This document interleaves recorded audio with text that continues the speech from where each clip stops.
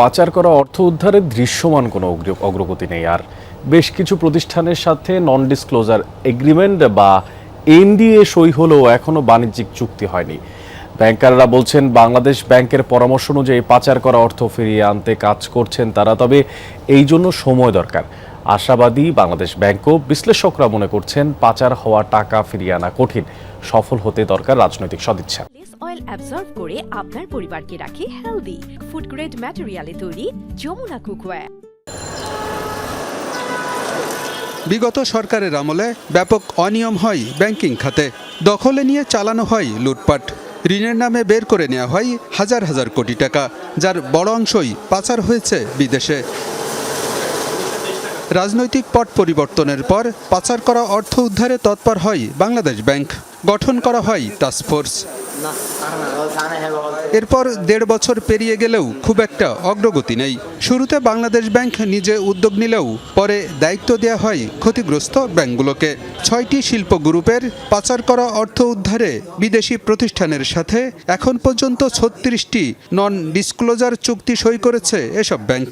বর্তমান গভর্নর মহোদয় এটা আন্তরিক, সেখান থেকে কেউই ফিরে আসে না এবং ব্যাংকগুলোকে স্পেসিফিক দায়িত্ব দিয়েছে। ইতিমধ্যে আমাদের নন ডিসক্লোজার এগ্রিমেন্ট হয়ে গেছে।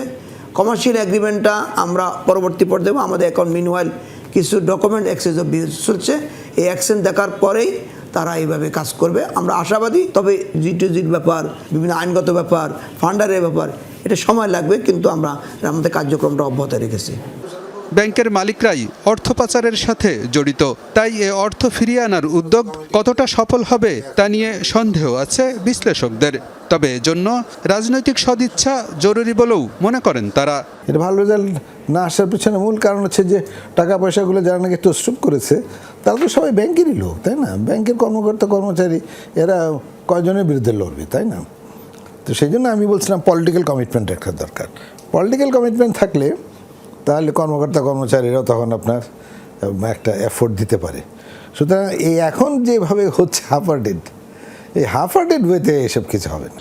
বাংলাদেশ ব্যাংক বলছে পাচার করা অর্থ উদ্ধারে চেষ্টা চালিয়ে যাচ্ছেন তারা। এখানে আইনগত বিষয় জড়িত, যা একটি দীর্ঘমেয়াদী প্রক্রিয়া। তবে অর্থ ফেরতের ব্যাপারে আশাবাদী কেন্দ্রীয় ব্যাংক। দেশের আইনে তার বিরুদ্ধে মামলা দায়ের করতে হয়, সেই মামলায় সরকারকে বা রাষ্ট্রকে বিজয়ী হতে হয়। তারপর আবার একইভাবে এরই জের ধরে যে সকল দেশে তারা অর্থ পাচার করেছে বলে অভিযোগ আছে, সে সকল দেশের কোর্টের মাধ্যমেও কিন্তু তার বিরুদ্ধে রায় ছিনিয়ে আনতে হয়। এইভাবে তারপর সেগুলো ডিপ্লোমেসির মাধ্যমে আবার ফিরিয়ে আনতে।